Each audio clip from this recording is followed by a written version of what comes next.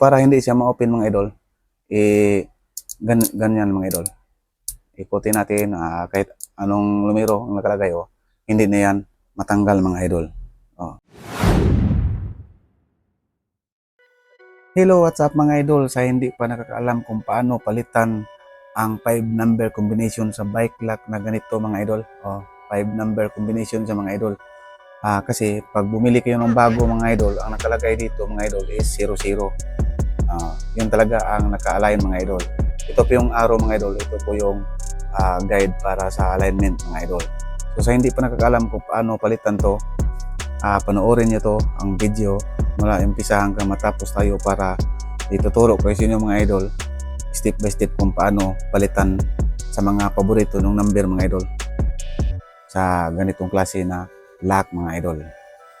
So siyempre pag bago pa mga idol, ang nakasit up nito mga idol 00. 00 pa yan mga idol.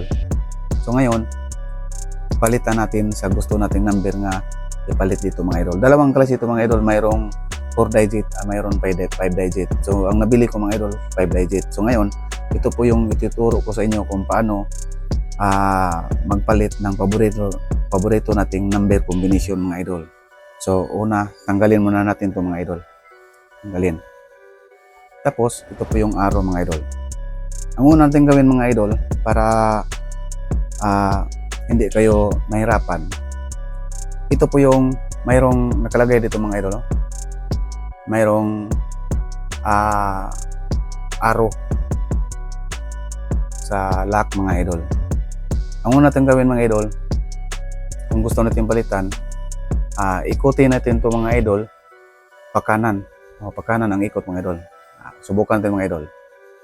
Naikutan natin pakanan mga idol. Tapos pagkatapos natin na maikot mga idol, pumili na tayo ng numero na gusto natin na ilagay dito. Yung paborito natin mga number mga idol. Tapos i-align din natin dito sa kagaya sa 00. Halimbawa, ang sa akin mga idol 11 7 8 1. 11781 ang naka-align mga idol. Ito na yung numero na napili ko. Tapos ngayon mga idol, itong iniikot natin kanina mga idol, pakanan, iikutin natin pakaliwa na naman mga idol. Pakaliwa.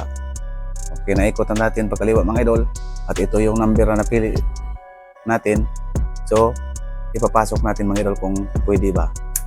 Okay, napasok na mga idol. Tapos para hindi siya ma-open mga idol, ganyan mga idol.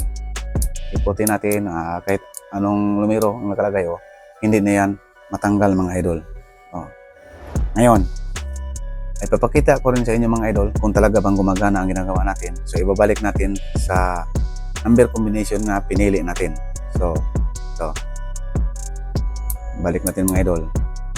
11 7 8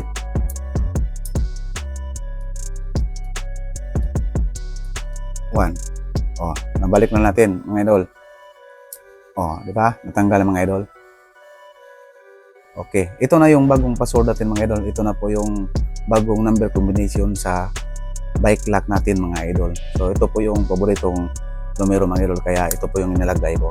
So ngayon, hindi siya matanggal mga idol.